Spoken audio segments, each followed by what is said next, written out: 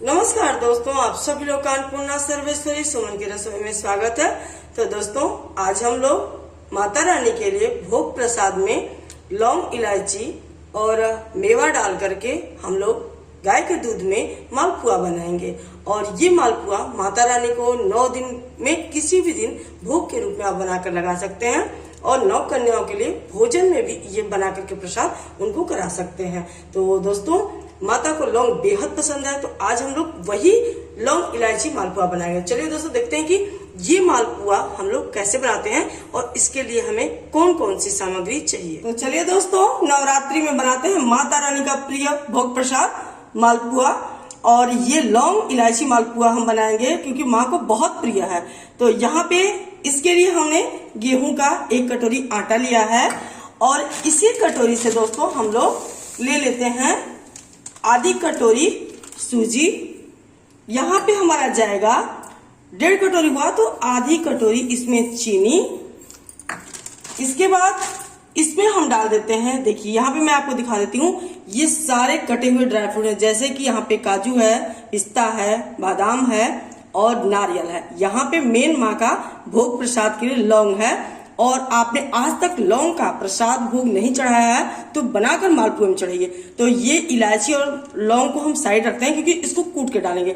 और ये सारे ड्राई फ्रूट हैं हम इसी में डाल देते हैं। आप नवरात्रि में माँ को 9 दिन तक 9 प्रकार का भोग चढ़ाते हैं, तो इसमें एक दिन माँ को मालपुआ भी चढ़ता है, वो भी लौंग वाला मालपुआ चढ़ता है।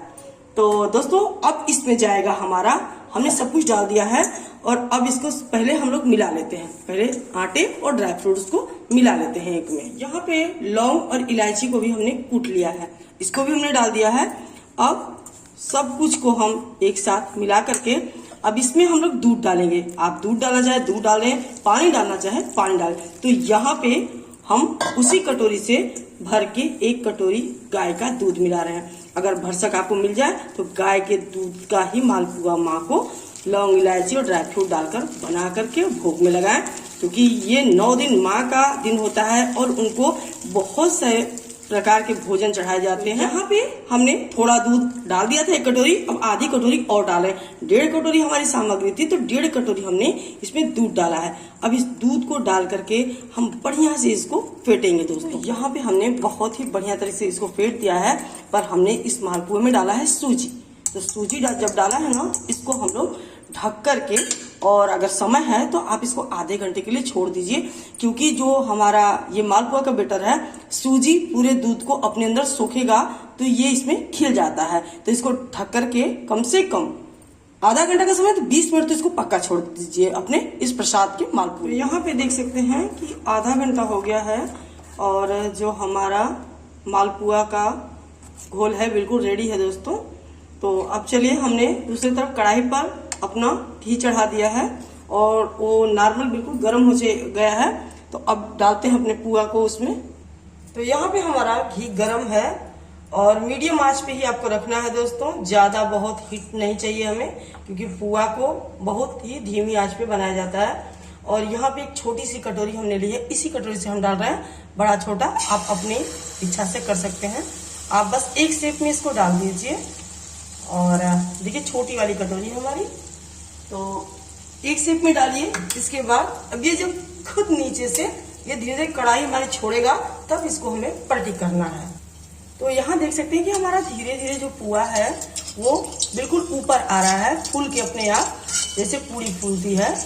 तो अब इसको हमें करना क्या है दोस्तों, धीरे से इसको हमें पलट देना है और बिल्कुल धीमी आंच पे ही हमारा पुआ बनेगा, क्योंकि पुआ का जो घोल होता है वो बिल्कुल गाढ़ा होता है और जितना धीमी आंच में आप बनाएंगे उतना ही सुंदर अंदर तक ये हलवे की तरफ पक करके तैयार होता है। तो अब इसको हम लोग बिल्कुल मीडियम आंच एकदम लो कर दिए हैं, अब इस पे धीरे धीरे बनेगा। अब जब ये पुआ फूल जाएगा तो आप ऐसे ऐसे इसको दबा भी सकते हैं, ये अंदर तक एक साइड से दबा दें, दूसरी साइड फूलता जाएगा। अब उलटते पलटते हुए इस पुआ को गोल्डन ब्राउन होने तक एकदम तल लीजिए। अब इसको हम लोग एक साइड करके ऐसे साइड में थोड़ा सा देर इसको रुकेंगे, इसके बाद इसको प्लेट में निकाल लेंगे। तो यहाँ पे देखिए, हमारा ये जो पुआ है बिल्कुल रेडी है। और ऐसे ही दोस्तों, हमें फूला फूला पुआ सारा को तैयार करना। तो दोस्तों, यहाँ पे हमारा माता रानी का लौंग वाला पुआ प्रसाद बनकर तैयार है दोस्तों। और आप लोग भी जरूर बनाइएगा इस नवरात्रि माता को बना करके और भोग लगाइएगा। नौ कन्या का पूजा करिएगा तो उनको भी प्रसाद के रूप में जरूर ये लौंग इलायची और ड्राई फ्रूट मावा बना करके, और बहुत ही आसान से बन जाएगा, उनको भोग लगाइएगा। फिर मिलते हैं दोस्तों अगली वीडियो में, तब तक के लिए नमस्कार।